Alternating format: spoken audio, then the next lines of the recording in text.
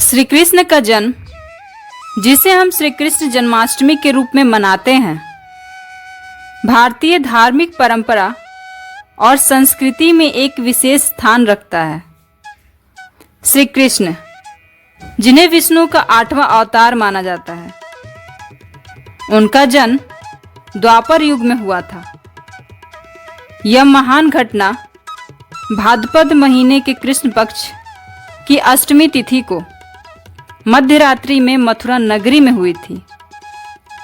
उनके जन्म का समय अत्यंत कठिनाइयों और चुनौतियों से भरा था और इसी के कारण उनका अवतरण मानवता के कल्याण के लिए हुआ। श्री कृष्ण का जन्म एक ऐसे समय में हुआ था जब धरती पर अत्याचार, अधर्म और अन्याय का बोलबाला था। मथुरा के राजा कंस, जो कि कृष्ण के मामा थे, एक अत्याचारी शासक थे। उन्हें एक आकाशवाणी के माध्यम से यह पता चला कि उनकी बहन देवकी का 8वां पुत्र उनका संहारक होगा। इस डर से कंस ने देवकी और उनके पति वासुदेव को कारागार में डाल दिया और उनके सभी संतानों को एक एक कर मार डाला।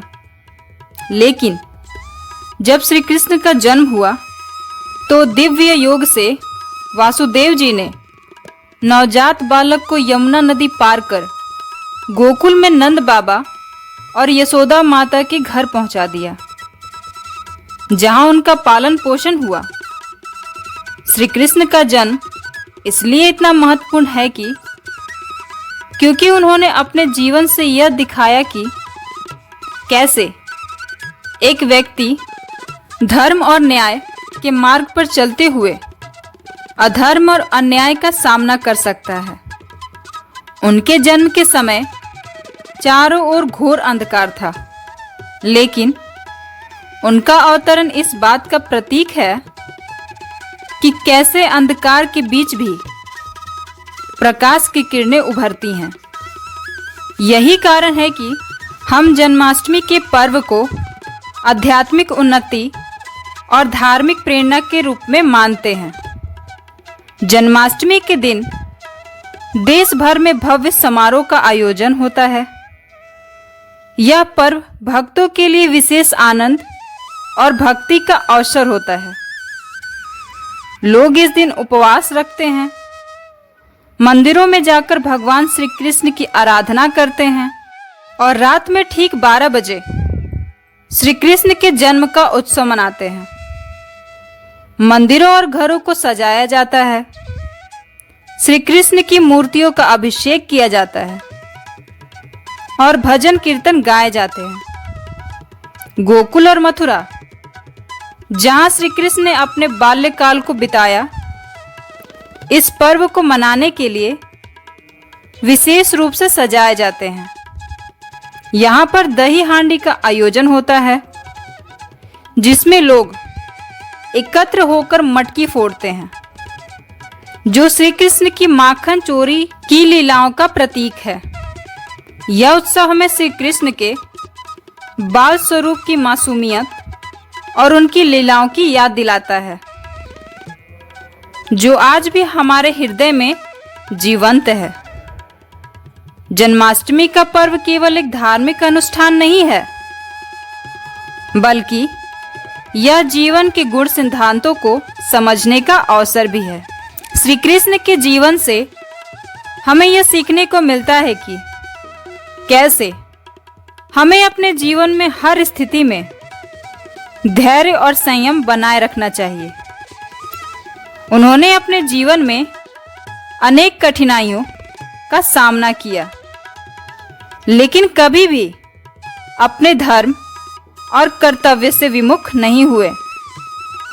उनके उपदेशों में हमें जीवन जीने का सही मार्ग दिखता है। श्री कृष्ण ने गीता में अर्जुन को उपदेश देते हुए कहा कि कर्म करो, फल की चिंता मत करो।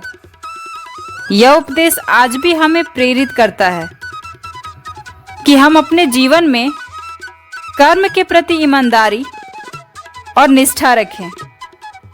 जन्माष्टमी के इस पावन पर्व पर हमें यह संकल्प लेना चाहिए कि हम श्री कृष्ण के उपदेशों का पालन करेंगे और अपने जीवन को सत्य, धर्म और न्याय के मार्ग पर चलते हुए सफल बनाएंगे।